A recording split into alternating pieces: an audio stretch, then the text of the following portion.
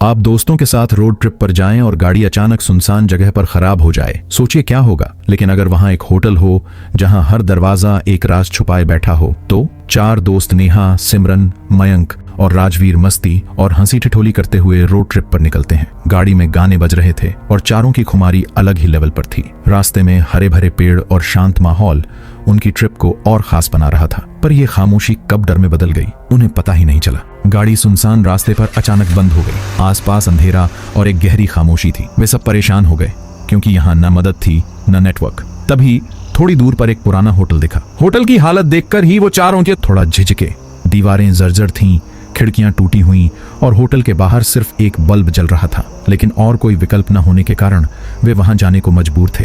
Hotel का दरवाजा खुलते ही एक बूढ़ा आदमी सामने आया, जिसने उन्हें अंदर बुलाया। उसकी आवाज में कुछ अजीब था, जैसे उसने उनकी पूरी कहानी पहले ही जान ली हो। रिसेप्शन पर नाम दर्ज करने के बाद वो चारों अपने अपने कमरे में चले गए। रात का खाना भी अजीब सा था, ठंडा और बासी। लेकिन भूख के मारे किसी ने शिकायत नहीं की। खाने के बाद सब अपने अपने कमरे में सोने चले गए। रात के करीब 2 बजे राजवीर और मयंक के कमरे का दरवाजा अचानक जोर से खटखटाया गया। उन्होंने दरवाजा खोला तो नेहा खड़ी थी। उसके चेहरे पर डर और उसके नाक और मुंह से खून बह रहा था। उसने कांपते हुए कहा, सिमरन से मेरी लड़ाई हो गई है। ये सुनते ही मयंक और राजवीर सिमरन के कमरे की तरफ भागे।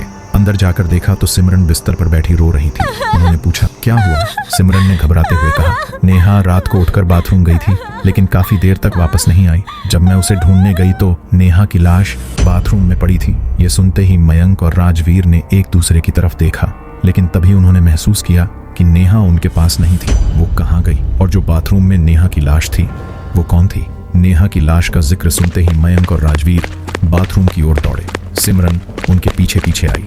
जैसे ही दरवाजा खोला गया, बाथरूम के फर्श पर एक लाश पड़ी थी, लेकिन यह लाश सिमरन की थी, सिर धड़ से अलग। मयंक और राजवीर को अपनी आंखों पर यकीन नहीं हुआ। उन्होंने सिमरन की तरफ देखा, जो अभी भी उनके साथ थी। वो बुरी तरह कांप रही थी। ये कैसे हो सकता है? मैं तो यहीं हूँ, उसने डरते हुए कहा।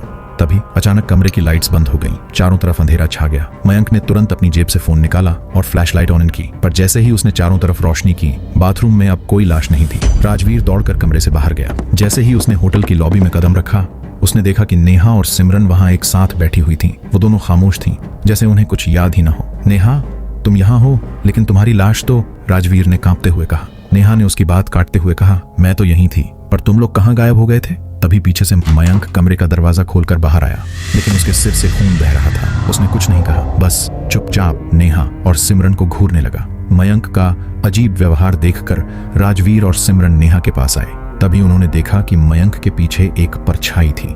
वो परछाई मयंक को धीरे धीरे होटल की बालकनी की तरफ ले जा रही थी। मयंक की आंखें अब लाल हो चुकी थीं और वो अपने होश में नहीं लग रहा था। तीनों ने उसे रोकने की कोशिश की, पर वो रुका नहीं। अचानक उस परछाई ने मयंक को बालकनी से नीचे फेंक दिया। वे भागकर बालकनी पर पहुंचे और नीचे झांक कर देखा, मयंक की लाश जमीन पर पड़ी थी। लेकिन अगले ही पल कमरे का दरवाजा फिर से खुला। मयंक अंदर आया और बोला, तुम लोग यहाँ हो? मैं तुम्हें कब से ढूंढ रहा हूँ। नेहा, सिमरन और राजवीर ने एक दूसरे की तरफ देखा। ये सब क्या हो रहा था? डर अब उनकी रगों में दौड़ने लगा था। तीनों ने फैसला किया कि यहाँ रुकना मौत को बुलाने जैसा होगा। वो तुरंत होटल से बाहर भागे और अपनी गाड़ी की तरफ गए। अजीब बात यह थी कि गाड़ी जो खराब हो चुकी थी अब चालू हो गई। तीनों जल्दी से गाड़ी में बैठे और होटल से दूर जाने की कोशिश करने लगे। पर जैसे ही उन्होंने स्पीड बढ़ाई, राजवीर ने बैक मिरर में देखा मयंक उनका पीछा कर रहा था, लेकिन उसका सिर उसके हाथ में था। गाड़ी की रफ्तार बढ़ रही थी। राजवीर, नेहा और सिमरन ने सोचा कि अब वो होटल से दूर हो जाएंगे, लेकिन डर अब भी उनके साथ था। राजवीर बार बार बैक मिरर में देख रहा था। वहां मयंक सिर हाथ में लेकर भागता नजर आ रहा था। क्या वो मयंक है या उसका भूत? सिमरन ने कांपती आवाज में पूछा। नेहा ने डरते हुए जवाब दिया, पता नहीं, लेकिन हमें रुकना नहीं चाहिए। गाड़ी और तेज हो गई। धीरे धीरे मयंक का पीछा करना बंद हो गया। उन्हें लगा अब वो सुरक्षित हैं। लेकिन तभी राजवीर ने बैक मिरर में एक और भयानक दृश्य देखा। मयंक गाड़ी के अंदर पीछे की सीट पर बैठा था। राजवीर ने तुरंत ब्रेक मारा और पीछे मुड़कर देखा, लेकिन वहां कोई नहीं था। सिमरन और नेहा ने भी पलट कर देखा, लेकिन पीछे की सीट खाली थी। मुझे लग रहा है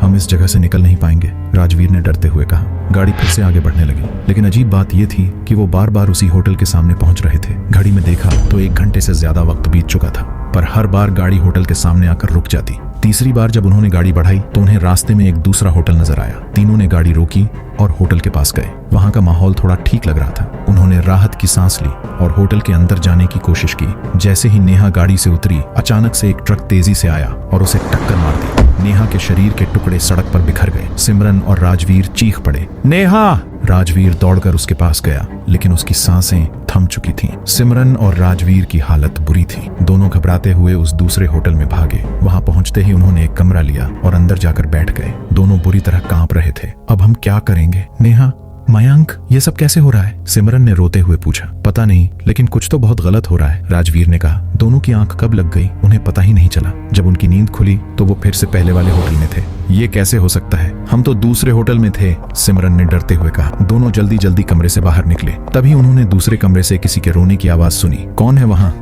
राजवीर ने हिम्मत जुटाकर पूछा। जब उन्होंने दरवाजा खोला तो अंदर मयंक और नेहा बैठे रो रहे थे। राजवीर और सिमरन उन्हें देखकर सन्न रह गए। ये कैसे हो सकता है? नेहा तो मर चुकी है, सिमरन ने घबराकर कहा। मयंक ने राजवीर की तरफ देखकर कहा, तुम तो बिल्डिंग से गिरकर मर चुके थे। नेहा ने सिमरन से कहा, तुम्हें तो ट्रक ने उड़ा दिया था।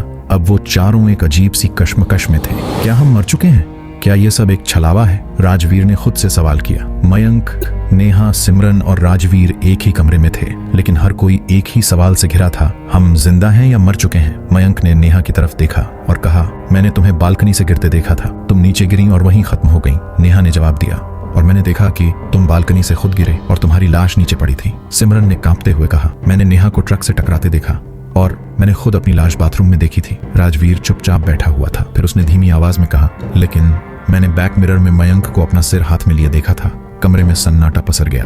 हर किसी को लग रहा था कि उनकी यादें उनके साथ कोई अजीब खेल खेल रही थीं। राजवीर ने अचानक अपना फोन उठाया। आश्चर्य की बात यह थी कि इस बार फोन में नेटवर्क था। उसने घर पर फोन मिलाया। हेलो, दूसरी तरफ से आवाज आई, लेकिन वो आवाज किसी और की नहीं बल्कि खुद राजवीर की थी। तुम कौन हो? राजवीर ने घबराते हुए पूछा। दूसरी तरफ से जवाब आया, मैं वो हूँ जो तुम होने का दावा करते हो। इस जवाब ने राजवीर को और ज्यादा डरा दिया। उसने फोन काट दिया, लेकिन अब उसके हाथ कांप रहे थे। कमरे में घड़ी ने ठीक 3 बजे का अलार्म बजाया। सभी की आंखें एक साथ उस आवाज की तरफ मुड़ी। तभी अचानक कमरे की लाइट्स बंद हो गई। अंधेरे में एक भयानक साया दिखा। कमरे में तेज बदबू फैल गई और दीवारों पर गहरे लाल रंग की दरारें बन गई। एक अजीब राक्षस उनके सामने प्रकट हुआ। उसका शरीर बड़ा और विकृत था। उसकी आंखें चमक रही थीं और शरीर से मांस के टुकड़े गिर रहे थे। तुम सब मेरी दुनिया में आ गए हो, अब यहाँ से बाहर जाना असंभव है, उसने गूंजती हुई आवाज में कहा। चारों ने उससे रहम की भीख मांगी। हमें छोड़ दो, हमसे गलती हो गई, नेहा ने रोते हुए कहा। राक्षस हंस पड़ा और बोला, अगर तुम्हें जाना है तो वो बोतल का पानी पियो और मुझे बाहर छोड़ दो। टेबल पर एक काली बोतल रखी थी। उस बोतल से अजीब सी गंध आ रही थी। हमें और कोई चारा नहीं है, मयंक ने कहा।